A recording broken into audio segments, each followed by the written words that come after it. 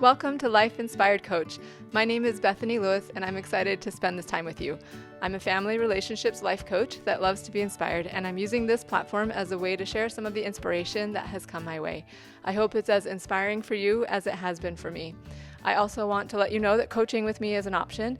Check out my website, www.lifeinspiredcoach.com, for more information about working with me, and listen at the end for more details. Hi friends, welcome back.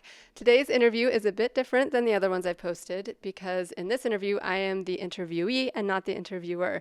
My friend Jenny Drake reached out to me a few weeks ago and asked if I'd be willing to share my story on her podcast.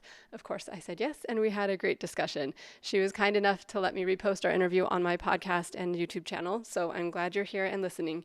Jenny is a life coach as well, and her niche is helping people to get better at self-love, which I think is something that a lot of us need, and so I love what she's doing in the world. You can find her on Instagram at Jenny_Drake_. That's JENNY_DRAKE_. And her website is jenny-drake.com. And I will include those links in the show notes, so go ahead and check out what she's offering. She is awesome. I also wanted to mention that in our conversation that you're about to listen to, some of the feedback I got from people closest to me was that if someone didn't know me and was listening to it, they could easily think that I'm a pantheist or someone who believes in the universe or many different gods. So I've been thinking about that and how I presented myself in this conversation, and I just want to make sure that I clarify my belief here. So I just want my listeners to know that I do believe in Jesus Christ as the Savior and Redeemer of the world. I do believe in the gospel of Jesus Christ as taught by the Church of Jesus Christ of Latter-day Saints. I put myself squarely in the category of believer there. I do, however, recognize that the church itself is not perfect. There are things that I don't understand and questions that I have, but the experience that I have had throughout my life in experimenting upon the word has given me a firm foundation of faith and belief that has sustained me through challenging times and offers me a peace and assurance that I cannot deny. Having said this, I have also had enough experience with people who do not believe in the teachings of the Church of Jesus Christ of Latter-day Saints to know that God is with all of his children. Regardless of their belief systems, God is present and working in everyone's lives, and we all experience that connection with divinity differently, even those of us who are in the same religion. So I do think that we use different words sometimes to describe similar experiences, and we do see things from different perspectives. But the beautiful overarching truth is that there is a divine creator who loves us. And as we connect to that source of truth and light and love, we become the best versions of ourselves. And I personally believe that the best and clearest path to that connection is in the truth that I've learned through my religion. So I choose to continue there. It's an intentional, on-purpose choice, and I choose it even though I recognize the flaws and the faults in it, because I've had those experiences with the experimenting on it.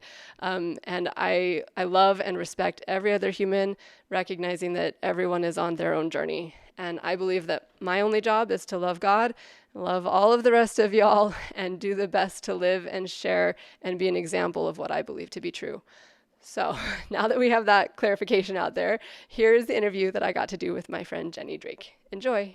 Welcome back. So today I'm super excited because I haven't done an interview in season 2 yet. And I think it's really great to invite other people on the podcast. And if you've been listening to my podcast for a long time, you know that everything I do is really inspired. And I just wasn't really feeling called to do any interviews, and people weren't really coming into my perspective of who to interview until I saw something posted by Bethany, who is my guest today. This is Bethany, and Bethany and I have known each other since 2011, so 11 years. We actually got to know each other when we both lived in Beijing, China. And at that time, I was a practicing member of a religion. And thank goodness for that, because I could not have lived in Beijing for 2 years without the community and the support and the friendships that I made. And Bethany was one of them. And she's going to introduce herself in just a moment, but we really haven't when you're an expat and you live in a foreign country, like the bonds that you make are so soul-based bonds because we're all going through a really difficult yet inspiring journey together.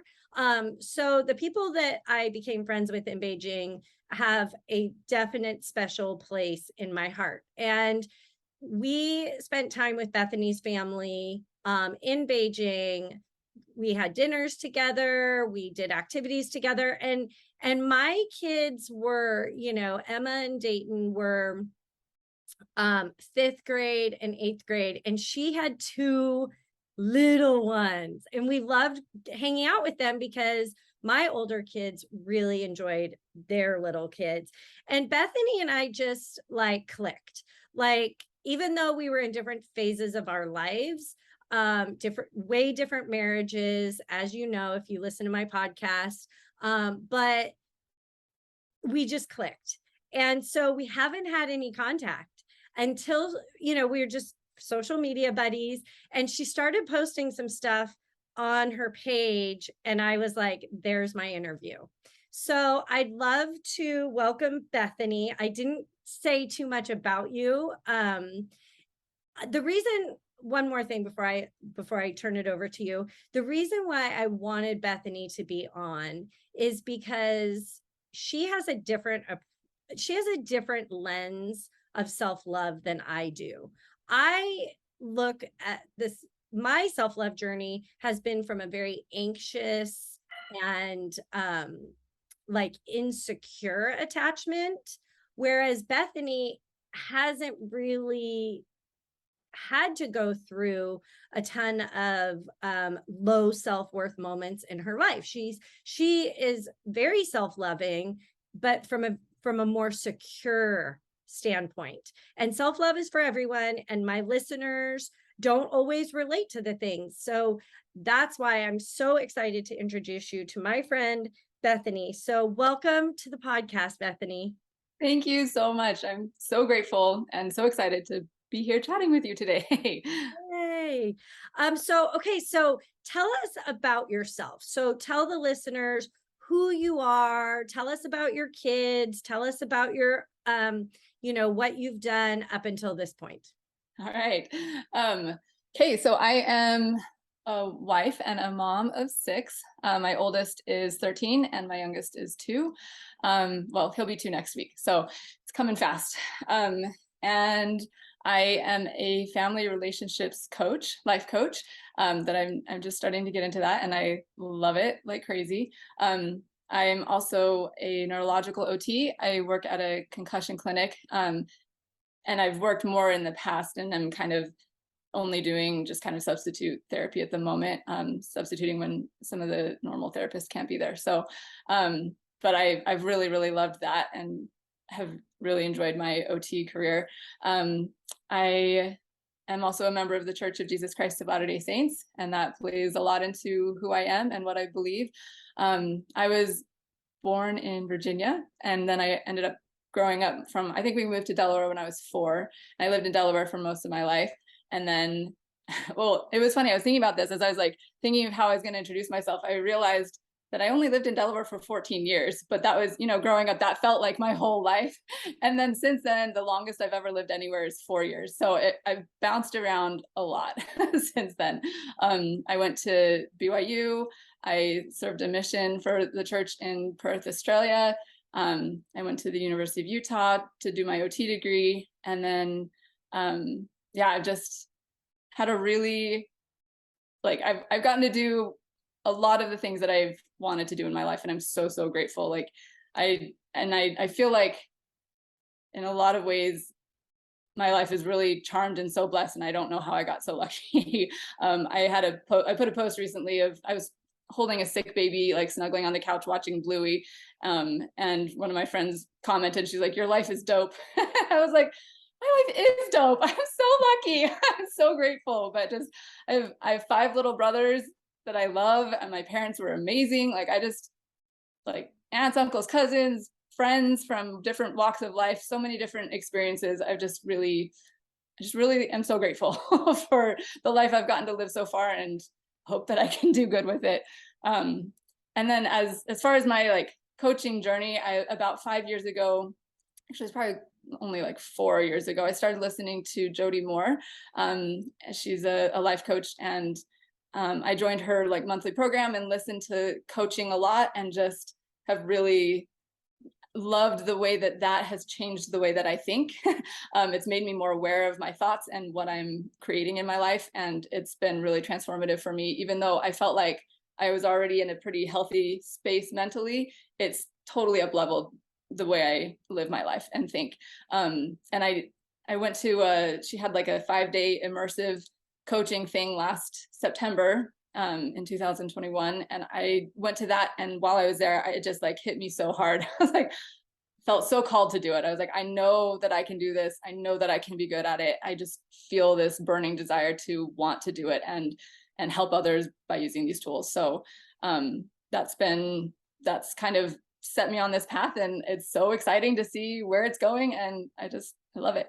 So wow, girl, going from 2 to 6 kids in the time that we've spoken just like blows my mind. But I love like the gratitude and the energy that you're bringing, because that's what it's all about. That's why you've been able to feel so fulfilled and live such a happy life, is because you have that gratitude. And your life, probably some people might be thinking, wow, she's had this like easy, charmed life, which we'll get into in a little bit about how it hasn't been perfect, because nobody's life is. Yep.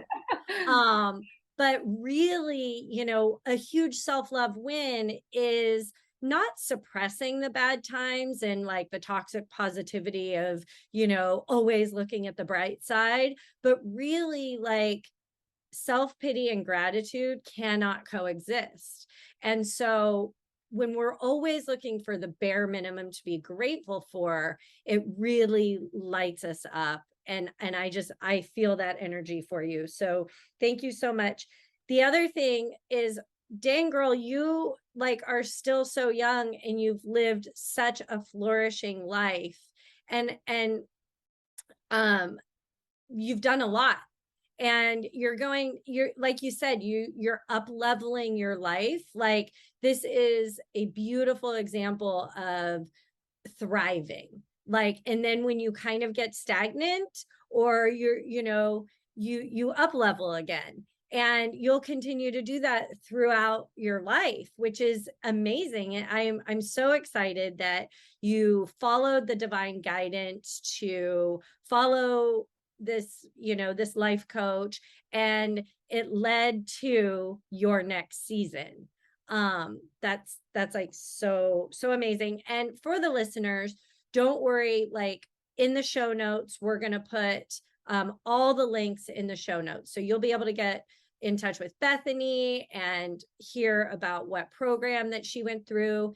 And just as a side note, before we really dig in deeper to your story, like some people might be thinking like, Jen, like, what are you doing having another coach on your podcast, right? Yes. But like in the coaching world, I know that you believe, and what I believe is like, we do link arms, because the people that you connect with may be the same or may be different than the people that connect with me. And so really it's about coming from a place of wellness and self-love and evolving and growing. And it doesn't matter who coaches who. And there's an abundant, we need more coaches, right? Like, we need more people doing this work. And so I never get intimidated or, think like you're a competitor to me at all. And so that's why I'm so glad, like, we are linking arms in collaboration to reach more people. Yes, I love that. I really appreciate that you said that. And I feel like a huge thing that's been coming to me recently is just like the idea of, we're putting value into the world. We want to put, like, the reason that we're doing this is because we want to put goodness out there. Yes. And the more goodness and like more connections we can make for people, or like put out there for people, the better. And so I love that. Yeah, I'm grateful and don't feel that competition, feel like let's lift each other up. We're all going to be better off for it. So that's beautiful. Exactly. Like our world is so if we focus on tearing each other down, it's definitely out there. We see it in society all over the place. And I just don't do that. So which I love and appreciate. And I love to, and we had a conversation a few weeks ago about doing this. And in that conversation, one of the things that really hit me, and I had to like process for a few days. It was such a good conversation. But one of the things that I loved that you brought up was just this idea of feeling divine guidance in how we move forward. And that's the best thing we can do, is just take that next step based on what we feel is the next right thing. And so this feels so right. So I'm so grateful to be doing it. So thank you. Exactly. Like it doesn't matter. Like you come from a religious perspective. I come from a spiritual perspective. It really doesn't matter. Like I say to my listeners all the time, whether it's God, nature, higher power, source, universe, it doesn't matter. Yes. We all speak the same language, just in different ways, right? So true. I 100% agree. Yeah. So let's talk about specifically like your self-love journey. And my 4 pillars of self-love are self-awareness, self-acceptance, self-compassion, and self-fulfillment. And we know that we're humans having living life gets lifey, and there is no perfection. And so tell me a little bit about when you've had times in your life to where you've kind of had to dig in to love yourself a little bit more. Okay. Yeah. So when you were just saying your 4 pillars, I was thinking, I feel like the middle 2, what were the middle 2? So self-acceptance and self-compassion. Okay. Self-acceptance and self-compassion, I think, for me have been kind of gifted to me. I think that I those come naturally to me, and I feel like it's a gift. Like, honestly, I don't feel like it's anything that I've done or deserved. It's just, I've generally tend to give myself the benefit of the doubt a lot of times, which sometimes may not be the best, because I might just let things slide that probably should be addressed. But like overall, I kind of have, and I think part of that comes from, like you were saying, that secure attachment. I don't know the exact lingo or how it all works exactly for the attachment styles, but I did have very loving parents, and there was just, I feel like, so I'm going to just share this really fast, and then I'll get into some of the insecurities that creep in. But I think I heard this story once about, or like explanation of how a baby who has a loving parent, loving, caring adult, will, if they're in a new environment, they'll hang out by the mom or whatever, and then they'll start branching out and then come back and branch out and come back, and each time go a little bit further until they're able to be on their own. And I feel like that was given to me. I had that. I felt like I had a loving place to go, and so I feel like I can love myself well, and I'm really grateful for that. Self-awareness and the dang it, what was the last? Self-fulfillment. Self-fulfillment No worries.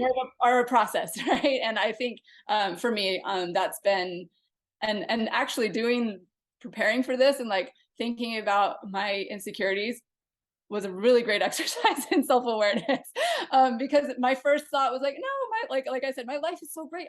It's so wonderful. And then I was like, oh, but there's that and that. And like over the next few days, I was like, oh my gosh, I have this like huge long list that I could share with you. And I was surprised by that.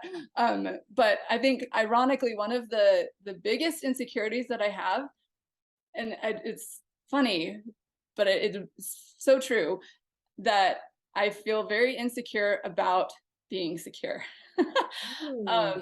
So like I question what I have to offer. Like I know that like people, they learn lessons through hard knocks, and I feel like I have gone through hard things. There are definitely things that have challenged me and pushed me, and I've grown through them, but I haven't had like one major bam, like experience that knocked me flat and then I had to like crawl my way back from it. That hasn't been my experience. And because I haven't had that, I question what I have to offer. And even when you were asking me, like when you sent me that text saying, hey, I'd love to have you tell your story, I was like, I don't have a story. My life is so like like I felt like super insecure about it. It's kind of ironic. But So yeah. how did you work through that? Like, you know, how would you coach yourself through that? Oh my gosh, such a good question. I actually did some coaching on this morning. I was like, I need to address this because it's like recognizing that it was there was important. Um, but and then actually another part of it is like the idea that life is supposed to be hard, and so when is the other shoe going to drop? Like if it's been so good, like what this just like fear. So like questioning what I have to offer, and then this fear of like what bad thing might happen. I in answer like the way that I can answer those things for myself is one to recognize that you don't, and I've actually had people tell me this, which is reassuring, but you don't have to have gone through something in order to relate and have empathy for somebody, or sympathy, whatever the word is. But like just being there, just loving and showing up is the thing that makes the difference. It's not like you have to have gone through the exact same thing, because even if two people have gone through horrible depression or cancer or whatever terrible thing might happen, their experience is different. Nobody's experience is exactly the same. So one, it's okay. But two, when I did the self-coaching this morning, I realized I remembered a talk from that I listened to. I think it was General Conference, one of the more recent ones, which is kind of conference is where a bunch of speakers speak for the church. But one of the talks talked about kind of this issue of like how life is so unfair. Like some people just they start out in really hard circumstances, and some people start out in really not hard circumstances. And his point in that story was that it doesn't matter where you start. What matters is your trajectory, and which, what you're doing with what you have. And I really was grateful for that. And I thought about that, like, it's okay. The whole, like, where we start, what trials we have, all of that is out of my hands. That's God's business. And it's mysterious to me. Maybe I'll know in the next life why. But in the meantime, what I have to, what is in my power is to do the best that I can with what I've been given. And just that feels empowering, rather than the thoughts of like, what do I have to offer, just lead to insecurity and unconfidence, and then I don't show up well because I'm questioning myself. But if I'm coming from, this is in God's hands, I'm just going to do what I can with what I have and be grateful for it, then it's a much happier and more confident and more faithful way to approach things. That is so beautiful. You just perfectly expressed how awareness, the next step is acceptance. Like, ooh, yes, you went straight to self-acceptance, and your like your secure behaviors is what organically, I'm aware of this. This is something that, is a little tricky, but I know how to accept it about myself, because it's been given to me, from a power greater than, from my creator. And as long as I accept it, then I will be able to show up in my life in a more productive, a more loving way. So beautiful. Thank you so much for expressing that. And like, this is exactly why I'm so glad to have you here, is because that isn't natural for everyone. A lot of us, including me, like when I find something out about myself, my first instinct is to beat myself up for it, because I don't have that secure attachment. And when I say like anxious, insecure, like, I was like, I had a great set of parents as well. And I talk a lot about, like, I'm the youngest of 5 and I had 6 people as my primary caregivers instead of just 2. And while we had a beautiful family, there was a lot of like ins and outs, and my siblings were leaving. And, my oldest brother served a mission for the church as well when I was really little. And then my sisters were getting married when I felt relatively young. So my attachment was, just people I loved going on and living their lives. And so I do turn when I find things. I just went through this even as a self-love coach. Like, it still is part of me. I find something out about myself. My first instinct is to, have negative feelings like I'm not perfect, I am less than.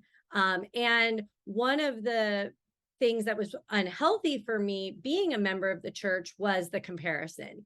If I ever, were to do it over again, I came from the standpoint, even though I knew rationally and consciously that God does not punish, I was constantly like, their life is easier, therefore they are more worthy and better than me. Or, wow, they've really had, like, I've got this challenge in my life, I must not be worthy.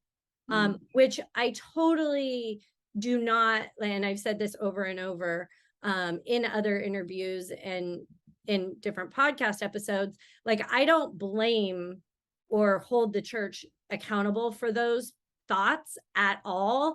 Like, that is me and my, like, we're talking about insecurities today.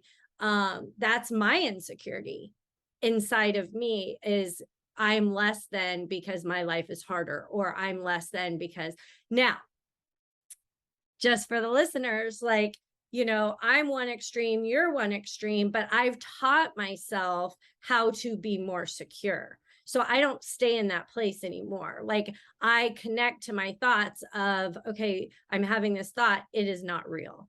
Like, and I've done so much work on my self-worth through loving myself through my practices that I recognize it, and I'm like, oh, there's that inner child that's happening again. creeping up again. It's Yeah. not true. And then I just really, turn to the self-compassion.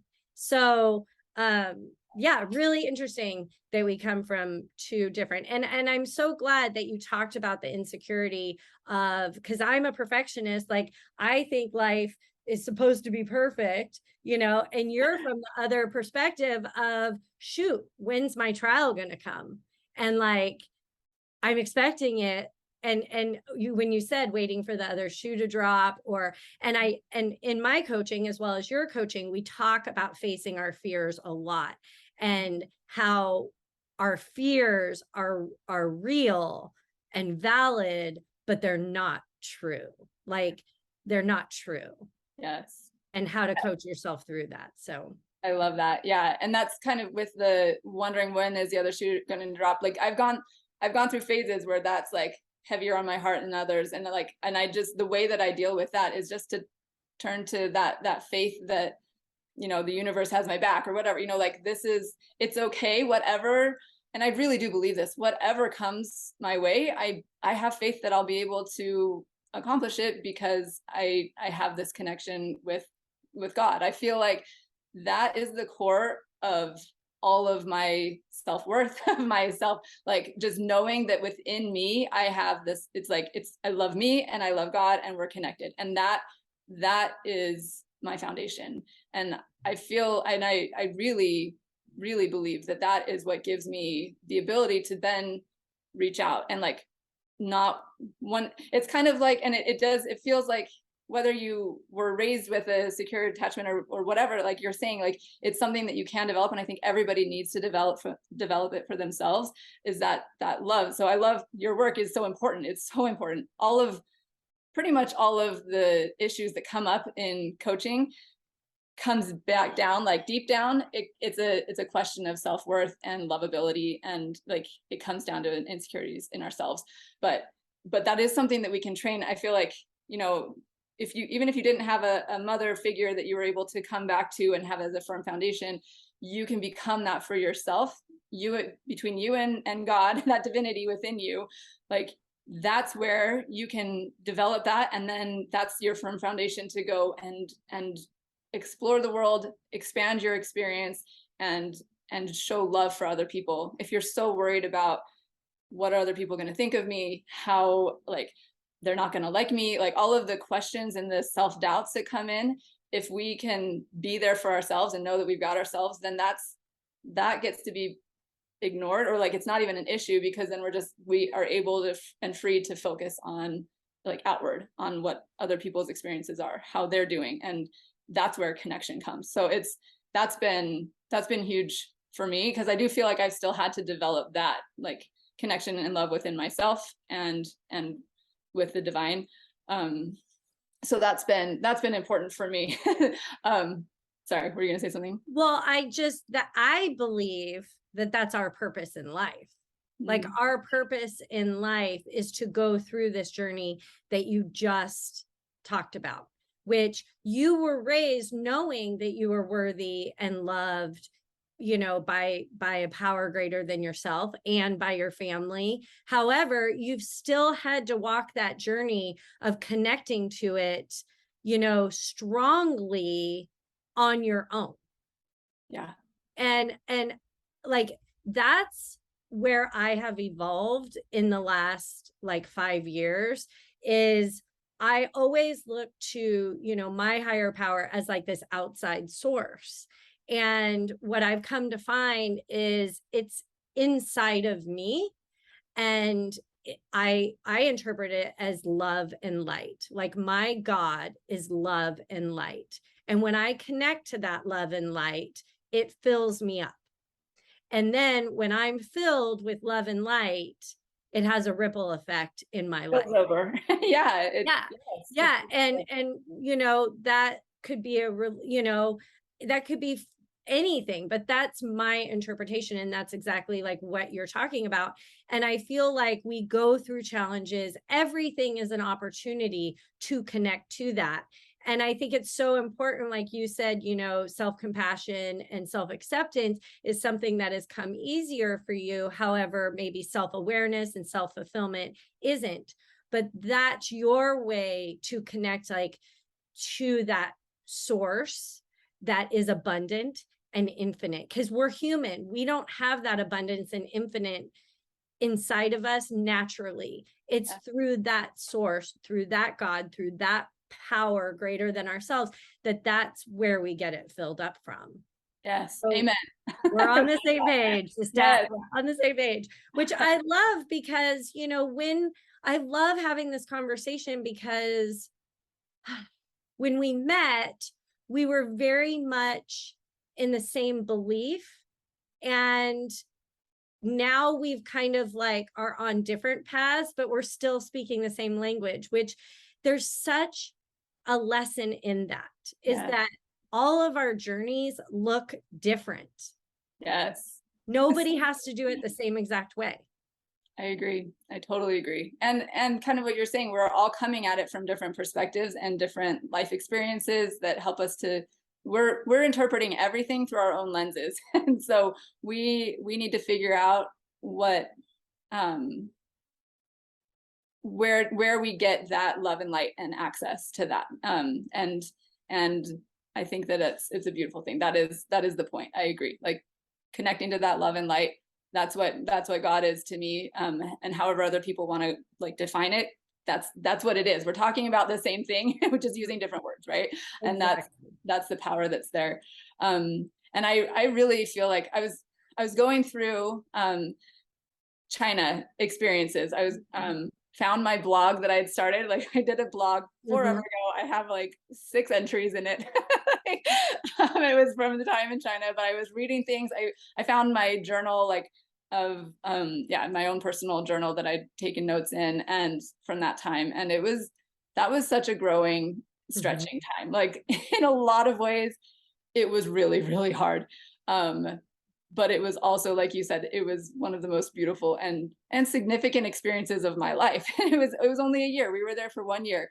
But we had, yeah, Carver was 2, and Corinne was 2 months, 3 months when we moved there. And it was a growing, stretching time. But so connecting with the people. And that, when we're talking about insecurities, one of the things that I have struggled with throughout my life too is this like people pleasing, like wanting people to like me, which is funny because here I'm saying like, I love myself, it's so easy for me to love me, and then I'm like, please like me. Like, apparently there are some insecurities there. Well, but I'm so glad you brought that up, because so many people are people pleasers. And I'm so glad that you brought up that you can be secure and you can have a great connection to your higher power and still have that, still want to be accepted, and still want to be the peacemaker, right? Yes, very much so. And so I just remember we would do play groups, or like we had a play date where we would have somebody had hired somebody to help them in their home who is Chinese, and she would teach us Chinese recipes, and that was so fun. And like we'd get together, and it was so, again, so bonding and connecting and so wonderful. But I would leave those and I would like rehash the conversations in my mind and be like, oh, I said this. Oh, I wonder if they took it this way, and like questioning myself. And so that was one way that my insecurities would pop up, especially in China. But it was also, yeah, I loved that time in our lives. I'm so grateful that our paths crossed there. Well, and I was on the other end of the spectrum because my kids were older. I had one like tween, like eighth and ninth grader, so kind of teenager-ish. And then I had an older school age kid. So I didn't really fit in with you guys who had the little ones, and I remember you guys would always say like, come to our play dates. And Yes. I don't have little kids to bring, and then like we're like, we don't care, come anyway. I know. And it's so funny because, we're adults and we're still going through like childhood experiences of, do I fit in? Will I be accepted? And let me tell you, like moving to a foreign country where everything is foreign, the language, the food, just the outside exposures, with the buildings and with the smog, that really kind of strips you down to your core. Yes, it does. Yes. But like you said, we came out of that, both of us, like, oh my gosh, it was such a time of growth. And we look back on it with such beauty because it's through those challenges, like you said at the beginning, that we do grow. Mm-hmm. Yeah. I remember one time trying to go to one of those play dates, and Carver was walking next to me for most of the time, and Corinne was in the baby Bjorn carrier attached to me, and we got dropped off somewhere and it was not where we needed to be. And I had no idea, like I couldn't read the signs. I had like no idea where I was going, and just wandered the streets of Beijing for, I don't even know, it felt like hours. It was probably an hour. It was a really long time. And like, eventually Carver didn't want to be walking anymore, so I was carrying him, and like, oh, it was one of those times I was just like, please help me. Yeah. And the help comes eventually, like, but I found God in all of those. Like there were some hard things, but he was there the whole time. Like I felt that connection. So it like you said, it strips you down and it forces you to really like tune in. Yeah, when you don't speak the language and when you don't read the signs, you've got to go to your source for help. Yeah. Like there is no other choice, because there would be, days where I wouldn't see another English speaking person. And just as a side note, like we weren't going to like go off on this tangent, but we have a few minutes, like, because people always want to know, like, what was it like living in China? You totally brought me right back there. And I think one of the hardest parts was getting around. Yeah. And you guys didn't have a driver, right? No, neither did we. And I was so Getting taxis to stop for you, especially with little ones, but even, I don't know if it was the same without little ones, but it was, oh my gosh. Oh yeah, no. For the Horrible. first 6 months, like I took such a hit on my own self-worth because of how the Chinese taxi drivers treated me. Like I would feel so bad about myself because they treated me so poorly.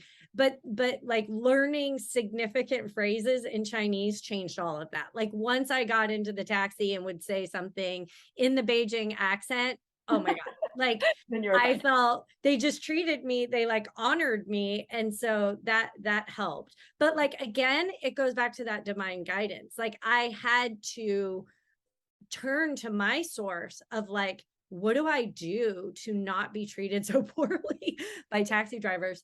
And just to like let the listeners know, like those of us who were American friends were all spread out throughout Beijing. And a few people lived near each other, but the majority of us were just all spread out because we were all there for different reasons. Some were there for like jobs, some were there for government. And so Beijing is a huge city, and we would all want to see each other. Like, you know, we'd want to see our American friends like a couple of times during the week. But getting to our American friends was so stressful because it was like taxis where they don't speak the language, switching trains, all that kind of stuff. And like I said, like I was like you, we didn't have a driver. I was hugely resentful towards my husband for not getting us a driver. I punished him so much about that, which I have a lot of, you know, self forgiveness about, and I've made amends to him as well. But yeah, like to be dropped off by a taxi because they just didn't care. They didn't care about getting you to the right place. If they could, they could, but if they didn't, they're like, I'm just gonna drop her off. So This was the vast majority. There were a couple that I can remember that were like, that enjoyed having the babies in the back. They were kind, like that you get it, you know, it's all of it, but our brains want to focus on the ones that were so hard and so bad, because there were definitely those too. But yeah, it was totally. Oh, that was so an fun to adventure. like walk down that memory lane for a second. Oh, I really loved that time in China. But yeah, that was challenging, and it kind of forced me to see God and seek him because it was pretty much just him and me amongst all of these other people, right? It's funny how we can be surrounded by people and still feel so lonely sometimes. Oh my gosh, so much. I mean, we are living in one of the most populated cities in the world, and I suffered that first 6 months so much, you know. What's my purpose? Why am I here? My kids are happy, my husband is happy, why am I not happy? You know, all that self-judgment. And I've talked on the podcast, like I really had to rescue myself out of that, by connecting back to myself, back to my truth through a power greater than myself. That's the only way that we can do it. Yes, it's so true. It's so true. And I love, as I'm thinking about ways that we can do that and connect with ourselves and try to be okay with all of the things, and deal with our insecurities. There's a few coaching tools that have really been helpful for me, and that I love to share with people. One is just kind of reminding myself where my power lies. Like when it comes to the people pleasing, especially, it's like I don't have the ability to make anyone feel bad or feel good or anything. And what I can do is show up the way that feels like me being my best, highest self. Like that's where I have control. And sometimes I do it and sometimes I don't do it, right? And love myself either way, but like focusing on where my control does lie makes all the difference. And then another concept that I really love is this idea of 50-50, that life is supposed to be half amazing and half super hard. And to recognize that, and not only accept it, but embrace it. And because there are times when I don't a lot of times I think people want to feel like, we think that we want to feel happy all the time. Like that's the point of life, is to be happy, Right. pursue happiness. That's the ultimate goal. But there are things that we don't want to feel happy about. We want to have the whole human experience. We want to feel sad sometimes. We want to feel angry or upset sometimes. And we want to feel unbelievable joy other times, right? Like it's all part of it. Yeah, I'm so glad you brought that up. That's such a beautiful perspective reminder, because those of us who do relate as recovering perfectionists, happiness is not the goal. Like it really is to be comfortable in all of it, right? To find peace. I always say, like, happiness is fleeting, but peace is available to us regardless. And you talked about the 50-50, and one of my coaching principles is the in between. Like, how can we find peace? Like, and I've talked a lot on the podcast recently about finding peace in the discomfort, but finding peace in the in between, in the mundane, in not the highs and lows, because the majority of our life is lived in the in between. That's good. I like So that. how can we find peace in all of it? And that leads to happiness. Like, Yeah. there are miracles and lessons and joy to be found in the whole spectrum, which, again, we're speaking the same language, just with different words. Yeah. Oh, so true and so beautiful. And something that's kind of related to that a concept that kind of blew my mind when I first heard it was the way that Brooke Castillo, I'm doing the life coach school with Brooke Castillo right now, and the way that she defines self-confidence is a willingness to experience any emotion. And when I first heard that, I was like, what? That doesn't make any sense. But it, like, if we, in order to have self-confidence and trust ourselves to be able to handle anything, then we need to be willing to experience any emotion. Like, we need to be willing to experience failure in order to have success. And like, if we want success, willingness to experience embarrassment and failure and all of the things that go along with success is how we get that. And so and then we can be confident because we are willing to to experience whatever it takes, all the bad feelings that may be associated with it, in order to have that greater thing that we are shooting for. And that's been really significant for me, especially as I'm trying to build this business and like start something new. A lot of insecurities have come up for me with that experience of like building this business. I'm like, no, it's okay. I'm going to embrace the embarrassment of this terrible video that I put out, or like whatever it is, right? Yeah. Like it brings it all up. that is so amazing. I have a whole podcast episode about emotions and taking the judgment. Like, we have been raised in our human form by society and by our family of origin and by the world that some emotions are good and some emotions are bad, and to really make a conscious effort to remove those labels. Emotions are just emotions, and if we don't categorize them as good or bad, it takes the power out of them. Yes, I call them comfortable and uncomfortable, but then I go right to, okay, how can I find the peace in the discomfort? And one of my meditations that I just have done this week was about the 90-second rule, that really feelings only last 90 seconds. Yes. So if we let them move through us like a wave and not attach to them with judgment or why am I feeling this? How can I solve it? All of that ego-based stuff, it'll really just pass through us. It is so powerful. Yes, like that does deserve its own. It deserves like all the podcasts. We can't talk about emotions and processing them enough. It is key. It is so key. I love For that. sure. And it takes practice. Like, our human form is not designed to do that naturally. And that's where our divine guidance comes in. Yes. Like, we have to be reminded of it through podcasts like this, through coaching, through all of that. I call everything, as do you, practices, because it's not something that we learn once. We have to remind ourselves and practice it over and over. Yes, so true. And I love that concept that we're not done with it. One of the things that Jody Moore says a lot that I love is she's like, people get so frustrated, like, I learned this. Why is this still an issue for me? She's like, well, you wake up every morning, you have to brush your teeth again. You don't get mad at that, right? We have a brain, it does its thing, and then we just work on it. It's okay that it's not easy. Like, this is a practice, and we will get better at it, and we may, move past certain things, but then other things will come up. So it's just all part of this beautiful process for us. Of being human as Being spiritual human. beings in a human Yes. existence. So Yes. you Amen. talked about three, you talked about focusing on what you can control, and then you talked about the 50-50. So what's the third that you wanted to share? So there's another, one of the other things that I really love, well, the other one was just this idea of self-confidence being willingness to accept any emotion, which I kind of combined with the 50-50.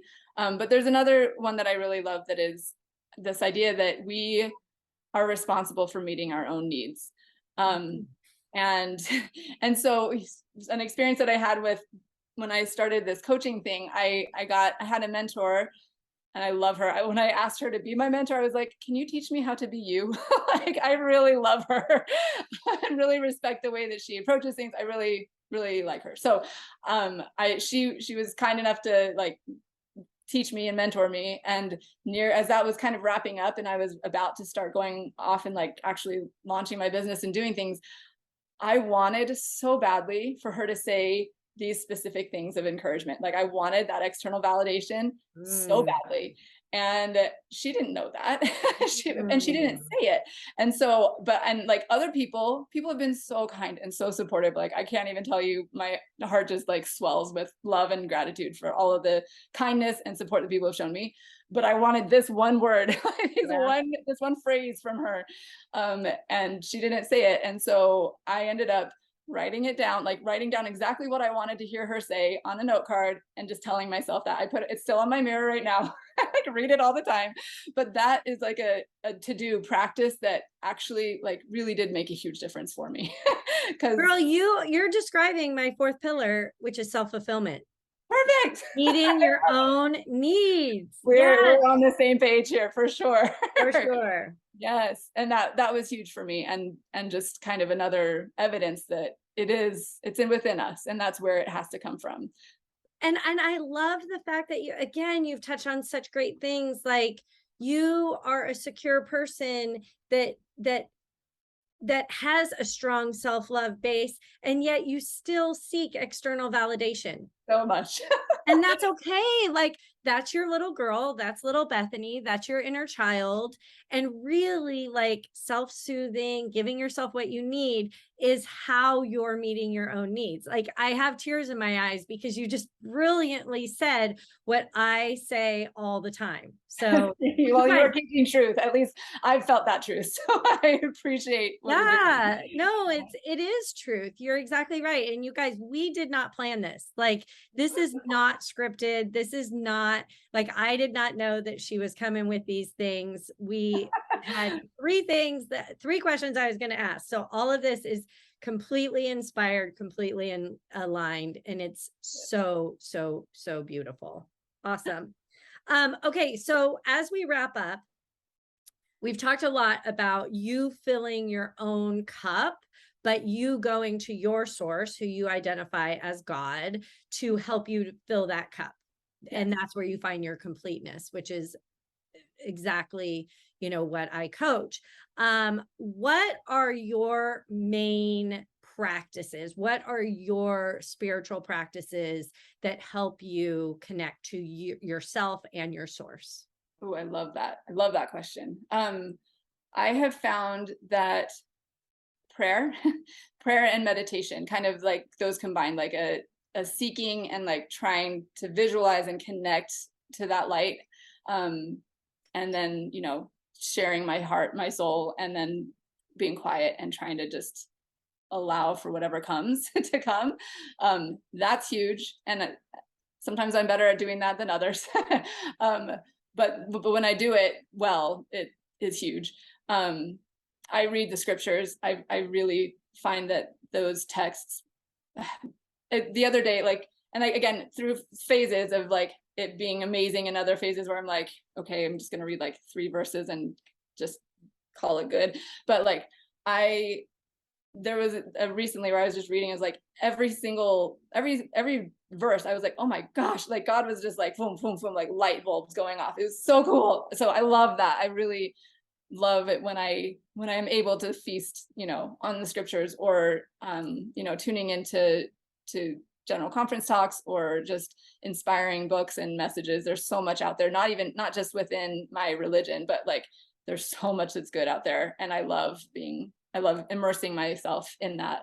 So those are kind of main things. I also feel a lot of attunement through coaching and through conversations like this, one-on-ones, or small group conversations where we just lift each other. I feel very connected in that way. And in my religion also, there's the temple where we can go, and it's another quiet place.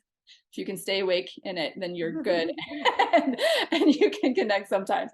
But that just being, and in nature, just quiet places where I can have that time to connect within me and with God. Yeah. I That's call it just self-connection. Yes. Like Yeah. taking the time to connect to self. And when we connect to self, no matter what we believe in, we're connecting to our source too. Yes. Yes. Amen. Beautiful. Awesome. Those are practices that work for me.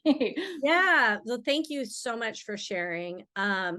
This has been so much fun, so beautiful. I want to give you a second to, people listening will definitely connect with you. Where can people learn more about you, connect with you, learn more about your coaching? So tell us, and then anything that's still left on your heart that you would like to share. Okay, thanks. Yeah. So I have a website that again, this is still in process. we're improving it and working on things, but my website is lifeinspiredcoach.com. And you can also follow me on Instagram or Facebook. Also, Life Inspired Coach is kind of my tagline. So yeah, people can follow me there, and I post things regularly. I love the whole point of that is like, I love being inspired. I love it. I'm seeking it all the time. And then I love to share it. So whatever I learn and take in, I want to just spit back out into the world. That's me too. Yes. Totally. We're like organic teachers. Yes. Yes. So it's fun. I love that. So yeah, people can find me there. I've decided I'm niching into family relationships. I find a lot of fulfillment for myself, personal fulfillment, in helping people on those deep levels of like interpersonal connections, family members, friends, but I'm calling myself a family relationships coach. And then I also do work because of my work history with concussion victims, I can also help people in that realm as well. So, but yeah, But you work with anybody who connects with you. Oh my right? gosh, yes, Okay. for sure. On any topic. That's why it was so hard for me. Like all of the business advice is to like get a niche, and I'm like, I want to work with everybody. I want to help all the people. My niche is self-love. Yeah, and which is like core for everybody. Like I think that's perfect. I love it. Yeah, and it's been really great for me. Like just as a side note, and we'll just keep it recording. But like, I have clients from 26 to 75, and I have a coach myself. Coaches need coaches, and it's a male coach. And he asked me about 8 months ago. He's like, Jen, why are you not coaching men? And I'm like, well, my whole brand is pink, and like, and he's like, don't you think you'd grow as a person and a coach coaching men? And I was like, and he's like, don't men, my grammar, don't men need self-love? And that's why like coaches need coaches, because, and guess what? I have male clients now. I had a male client last night, and it is so awesome. I learned so much. He's definitely like, men are not taught to love themselves. And so yeah, anyway, It that was needs- yeah, it's so true. Like that is a vital key component for anybody's journey. So exactly. So as we talk about coaching, like I just wanted to make sure that, you know, anybody who's listening to this who connects with you, especially you and I are very different. Like you do come from a religious based perspective. I think your coaching is like Christian centered. Is that, would you it's, say? yeah, I would say, but it's also like, I'm like you, like I feel this, it's a connection to a higher power. We can call it whatever we want. I'm happy to coach Yeah. whether people believe or not, like it's, and believe the same thing as me or not. I know that that's truth, that light and love is the key. So Exactly.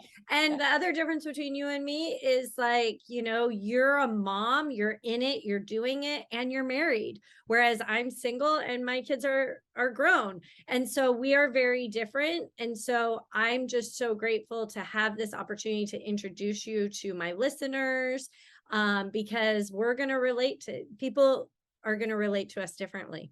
yeah, thank you. I so appreciate this. And I love what you're doing. Again, it is the core of pretty much everything that we coach on is it comes Exactly. down to people questioning themselves. And one more thing that was on my mind about, you know, what has helped me.